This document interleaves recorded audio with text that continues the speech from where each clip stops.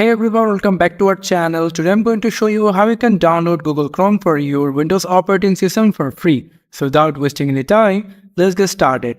So you can see I have already downloaded to Google Chrome, and then if you didn't download it, just follow my steps very carefully. First of all, you will find your built-in browser called Microsoft Edge. So click on that and your Microsoft Edge will be opened. And if you now click on the new tab, and if you search for Google Chrome, you will get an option called Google Chrome over here. So click on that.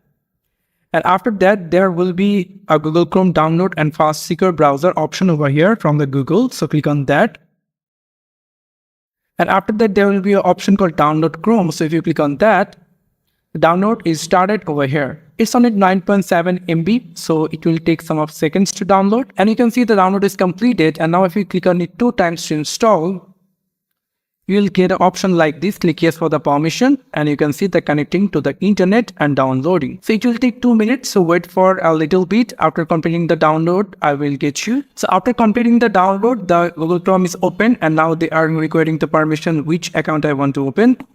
I already installed Google Chrome, that's why they are showing me this. But if you didn't download it before, you will be get only this add icon over here. So if you just click on that, you just need to sign in your Google account over here, and then the Google Chrome will be open. So this is how you can download Google Chrome for your Windows. Thank you so much for watching this video. I hope to see you in other videos. Till then, goodbye.